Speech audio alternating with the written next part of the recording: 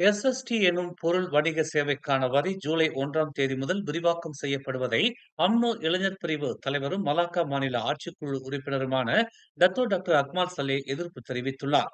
உண்மையில் Anwar SST வரியின் விரிவாக்கத்தை முழுமையாக கவனிக்க தவறிவிட்டார் என்றும், முக்கிய அடிப்படை பொருட்களின் விலை எஸ்எஸ்டி வரியால் அதிகரிக்கும் என்றும் அவர் நினைவூட்டியுள்ளார். மேலும் ஜிஎஸ்டி வேண்டாம் என்று அன்வார் தெரிவித்திருப்பது ஜிஎஸ்டி குறித்து அன்வாருக்கு யாரும் விளக்கவில்லை என்றும், ஜிஎஸ்டி மூலப்பொருட்களுக்கு வரி விதிப்பதில்லை என்றும் அவர் சுட்டிக்காட்டினார். ஆனால் எஸ்எஸ்டி என்பது ஒரு பொருள் தயாரிப்பதற்கான மூலப்பொருளுக்கு வரி விதிக்கப்படுகிறது என்று டாக்டர் அக்மால் சலே விளக்கினார்.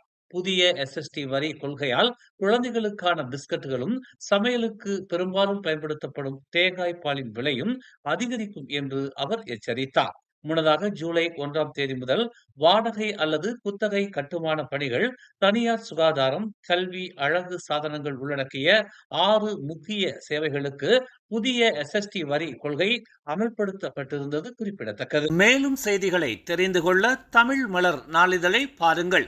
உடனுக்குடன் செய்திகளை தெரிந்து கொள்ள தமிழ் மலர் இணையதளம், தமிழ் மலர் செயலி மற்றும் மலர் டிவி யூடியூப் சேனலை வலம் வாருங்கள். எங்களோடு இணைந்திருக்க மலர் டிவியை பதிவு செய்து கொள்ளுங்கள். உறவுகள் மகிழ்ந்திட விருப்பம் மற்றும் பகிர்வு சேவையை சொடுக்கிடுங்கள்.